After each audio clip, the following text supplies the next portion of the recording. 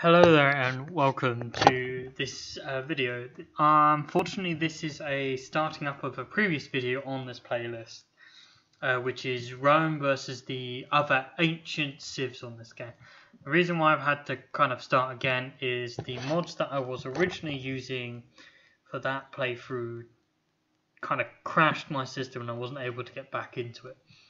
And that's one of the problems when you're playing with mods is despite the appeal of them and how much immense gameplay they can add and much more decision making and fun they can be, problem is they could crash any time due to a bug or an update. So I've started again. I have a whole load more mods that I normally play with. I took some out that I thought would be a bit better to play with less mods, but this time I thought I'll just stick with all the ones that I normally play with and just crack on from there. And you could see down below the huge list of very big list that I use to do. And as I said, like I usually normally add them as more immense of gameplay, a bit more added features you can have that are outside the vanilla or base game. So again, I'm diving into a world that I've selected, and these are the factions I'm going to be against. These are the majority are ancient civs or considered to be civilization that started around the ancient era, so the beginning of civilization up to kind of the classical, kind of not. So some of them are and some of them are just out of the fringes. So we have, for instance, I'm going to play as Rome. They're more of a classical civ, but they can trace back archaeologically. We can trace them back to about the end of the Bronze Age, which kind of links in with the ancient period, due to either the mythical founding from Aeneas coming from Troy and his journey, or from archaeological evidence where we see settlements being built up on the Seven Hills of Rome. And then we have Scythia, which is one of the nomadic peoples of the Eastern Steppes.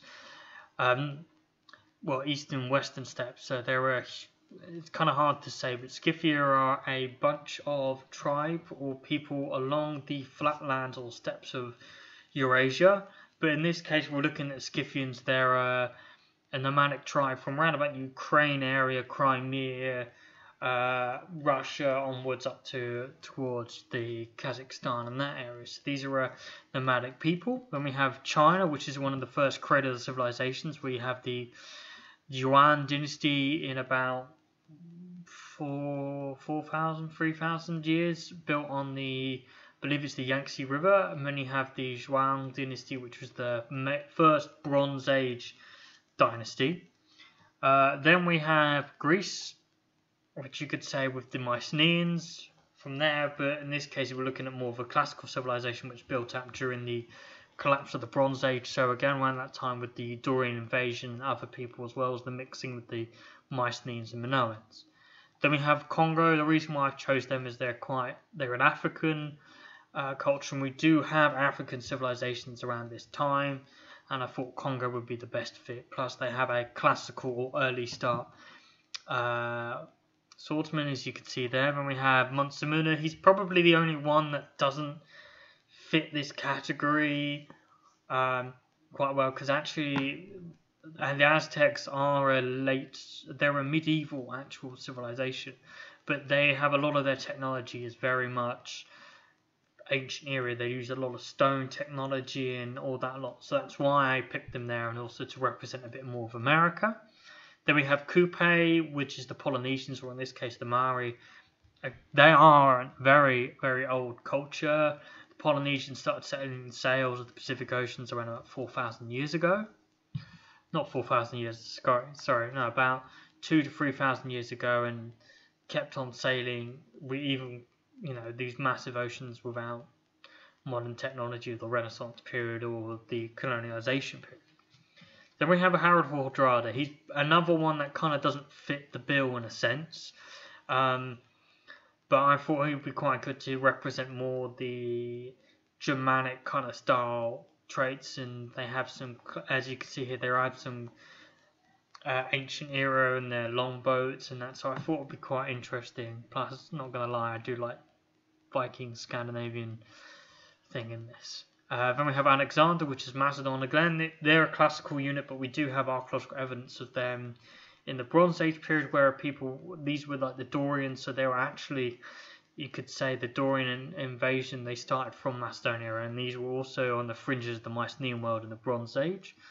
Namibia, which is Sudan, again a very ancient culture, similar to Egypt, had its ties with Egypt quite for a long period of time, and also developed around the same time. When we have India with Jamagutta, he's a classical era ruler, but India has ancient. They're another nation alongside Pakistan that has a cradle of civilization along the Indus Valley and the river. And then we have Cleopatra, even though she is for later classical era, with the last of the Ptolemy lines, which is after Alexander conquered Egypt. Egypt was underneath the Ptolemy, which was a general of Alexander. However, Egypt is an ancient civilization, one of the cradle of civilizations along the Nile. Then we have Persia. Interesting, they're more classical. However, they do trace their lineage back to cradle of civilization with the Mesopotamians. Dido is classical, but we have Lebanon, which is where the Phoenicians are a Levantine culture which built up in the Bronze Age, but started to become their own more towards the ancient classical era.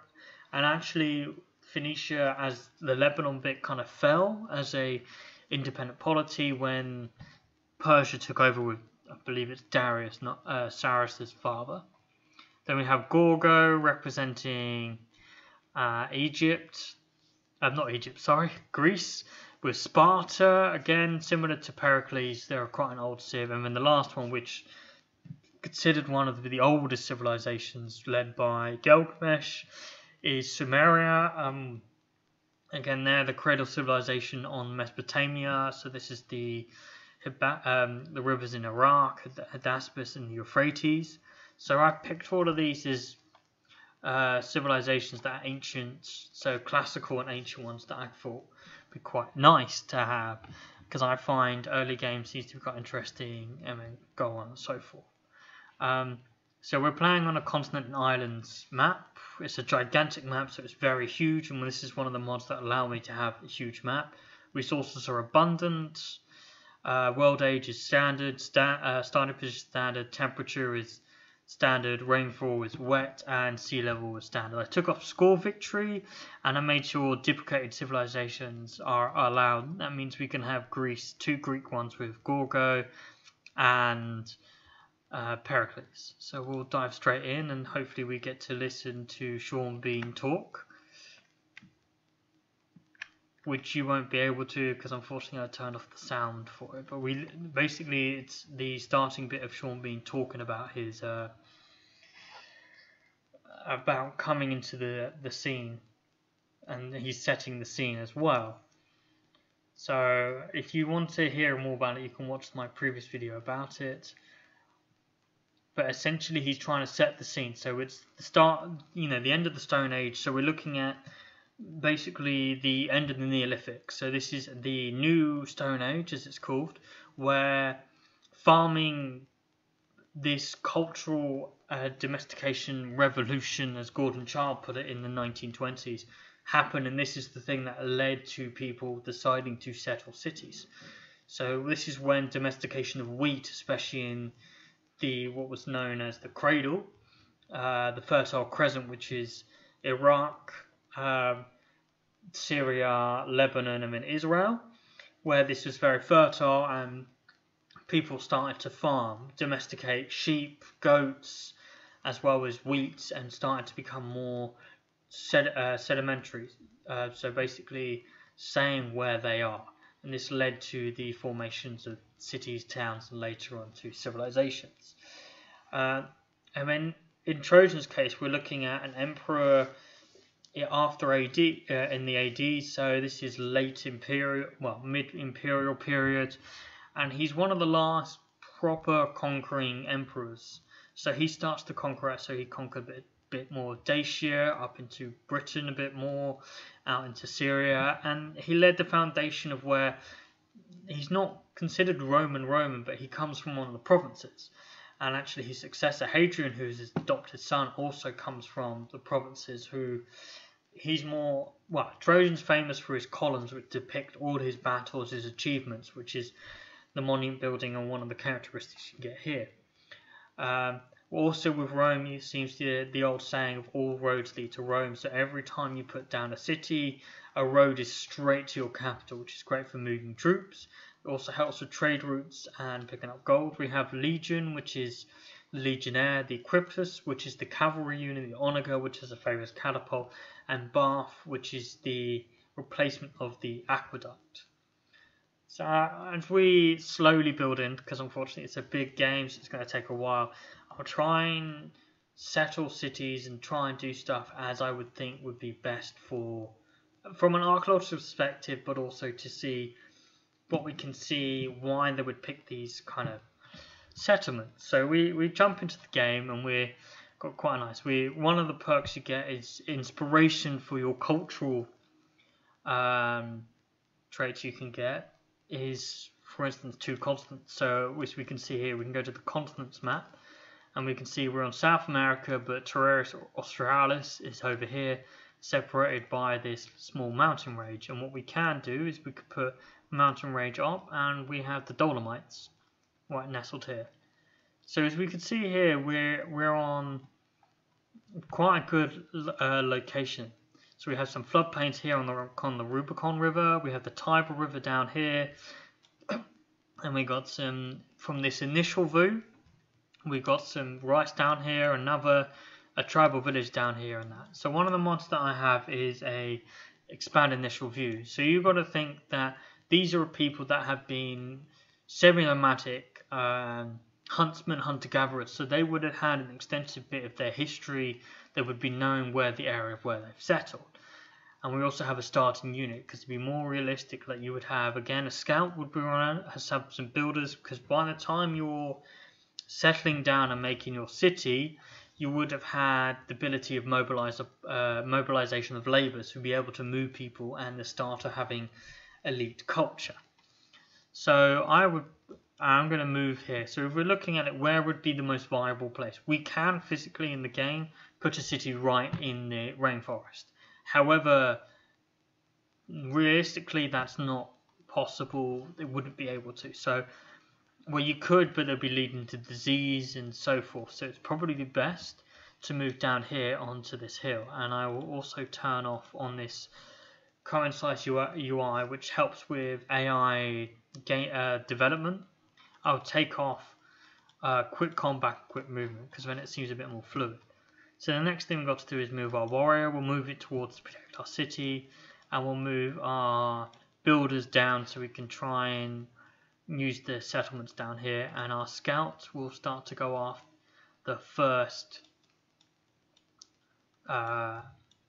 tribal village, which I think is down here, but apparently according to us we have 2 more, which is over here. So we end this turn and we go on to the next one, and we'll get a few of these notifications out of the way. So now we're on to our next turn. So we're now going to find the mighty city of Roma. One of the things I'm playing with is a dynamic city, so Rosetta dynamic city name. So it becomes more, so whoever you're playing Civilization has the name of that city following. So for instance, Rome in Latin is Roma, after Romulus, one of the mythical founders. We also have a mod which allows to have cannabis and hemp. They were cannabis was used quite a bit, but hemp was a useful product in textile industry as well as making ropes, etc. So we've got a lot of forests around us as well as some hills. So we're going to be using mining as our first technique. One of the interesting things on here is you have to learn pottery, which is, I find interesting, as you have to research pottery, get your civilization. We've known pottery's been around for hunter-gatherers. Pottery is an old phenomenon, and actually pottery to do with civilization, pottery became before civilization, actually in turn with the domestic revolution, because how else would you store your wares and goods unless you have in containers? And that's essentially what pottery became, was containers of holding food, water, oils, other condiments. So it's interesting we have to learn pottery, yet we start off as civilization. And as you can see here, most of these are mud brick houses, and the use of pottery or making pottery is very similar to making mud brick. It's the same kind of techniques, except you fire pottery rather than mud brick you leave in the sun all day. So it's quite interesting. But we'll go with scouts, and we'll also build our scouts to build a few more scouts. So we have a few more of those kicking around and trying to scout as many landscape as much as possible, so we know where to go and what's going to be happening. So we also have our warrior, so we'll have him camp outside our city so far, and we'll go on to the next turn.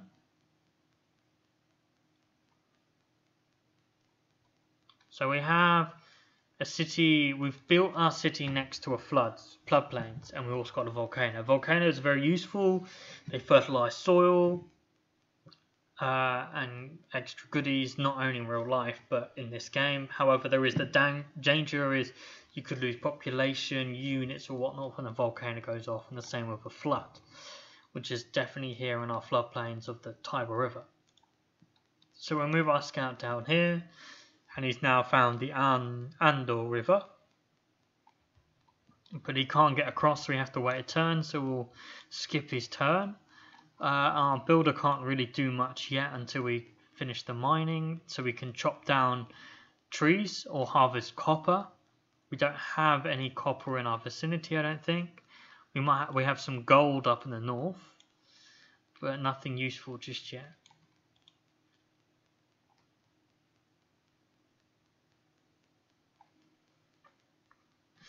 So now we're on to our next turn, we're moving. So realistically, floodplains would be quite marshy, it'd be quite hard to get through. But, you know, a lot of archaeological finds could be found at the Netherlands, bog bodies, etc. that could be found are quite useful. So we'll find this tribal village, and it's awarded us with a relic. Let's have a look at what relic this is.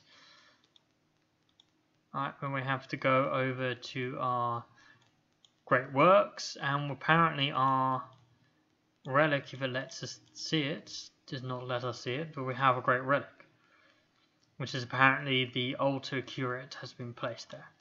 And we also have, and it's also hit on our timeline. So this is a timeline which shows about the legacy of the empire, what's happened. So for instance, our first one is we found a city by the river. Ironically, it's a very Renaissance kind of style, or maybe a New Orleans 1800s kind of style settlement, and we have a villager who's just brought us gifts and his little dog showing off. And one of the mods I have is makes these moments colorized, so it makes it look a little bit more immersive and a little bit more playful. So we've now got cannabis in our line, in our city line. So we'll keep moving and trying to scout as much as we can. So we've got some amber, we've got a small lake here which we could utilize. I'm thinking maybe putting a city down here for our next bit. It'll be on the floodplains, however it'll be quite useful for food, as the more food you get, the bigger the population you master. And maybe over here we could put a city, so we've got some right next to some more cannabis, but we can utilize the hills to gain some tin. Oops. So we'll put a city right here, as it would be high on a defensible place. Fortunately, we can't really utilize here, but it could be quite useful for getting all of these, for the hills, for the woods, for production, forests here. Got some wood here, but mainly just to shore up that rice. And maybe up here we can have a city on the river here. So maybe put the city up here in the marshlands or over here on the hill, but we need to scout a bit more of the area. And down here we've got some plains, and we got maybe a hill there, but we will need to check that out. That's what scouts are there for. So we'll end this turn.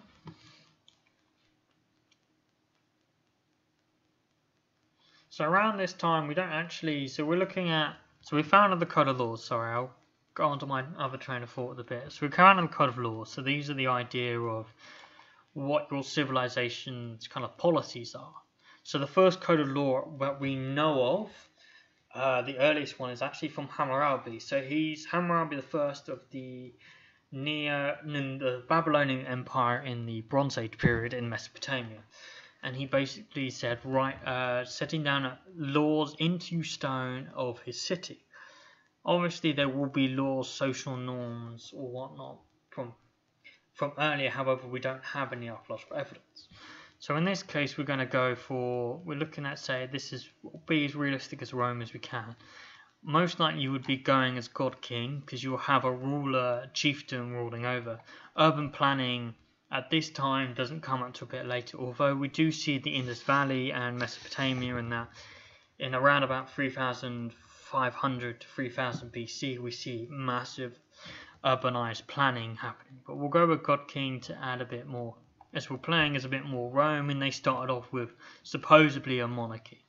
But we'll go for double experience for our recon units, because we have no barbarians near us, and we want to scout out as much as we can. And we found a new continent called Pangaea. Interesting, we found a continent called Pangaea on a map style that's continents and islands, and traditionally Pangaea is one place. So we'll send our scouts over this way. I don't know why he thinks this would be a lot quicker, but we're going to run past the volcano and hope the volcano does not explode and we lose our dude. That would be terrible. So our other scout's gone here, it's gone past the Pellegrino fields along the Orange River.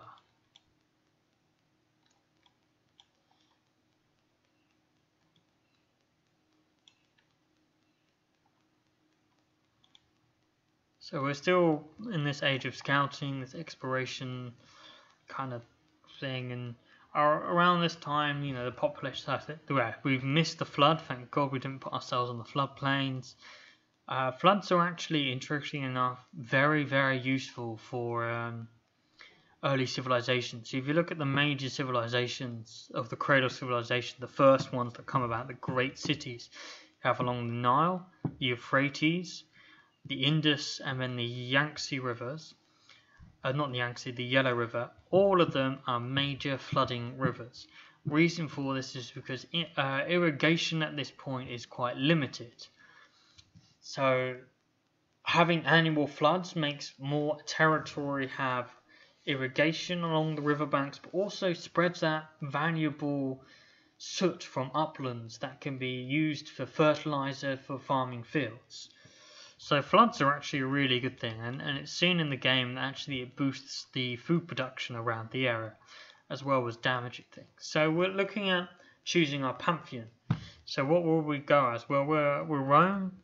Rome has traditionally been, their major gods are Zeus, which is the king of the gods. That's not Zeus, Jupiter. Then we have Mars, god of war. We also have Mercury, and then Ceres, which is the god of health and that. So we'll go with Rome. Traditionally would be we're a roaring kind of state, because we can have monument to the gods. We can have river goddess. Rome tends to normally settle on rivers, and it utilizes in this ability, their aqueducts, and adds more for housing, which could be quite useful. Or we can go for god of war, but in this case we're going to go for god of war, as that's more traditionally Rome's kind of trait. And we've also got the trait for mysticism, because that's our first pantheon, which is quite interesting. You have to choose a pantheon, even though pantheon tends to normally mean there's more than one god you're looking after, but so forth. So now we've moved and we've met our first civilization, which is Egypt. And this is Cleopatra now talking. And actually I should put the sound on. So she's now saying that she's Iris, reborn, as pharaohs tend to be personifications of the Egyptian gods. So in her case it would be Iris. If it's a male, it's Horus. So we'd say it's an honor to meet you. Rome is all about envoys and supposedly in the classical text more benevolent in a sense, trying to feel superior but also be this kind of gentleman, honourable person. And we would like to sample their hospitality. So as I'll put the sound on, because with no sound it makes it no fun. So I'm just putting on the sound. Your Grace. Which sounds very Chinistic music at the moment. So we've now found Alexandrietta, and actually for Egypt this seems to be like the perfect place for them. Alexandrietta is Alexandria, but this is the Greek version of it, and they're built massively on the floodplains. So I think at the moment we'll end this second video, but first proper video of this playlist, and I'm hoping to do a video every day for this week to make sure none of the mods crash. So I hope you enjoy it, and keep safe and enjoy the lovely weather wherever you are, and have a good day.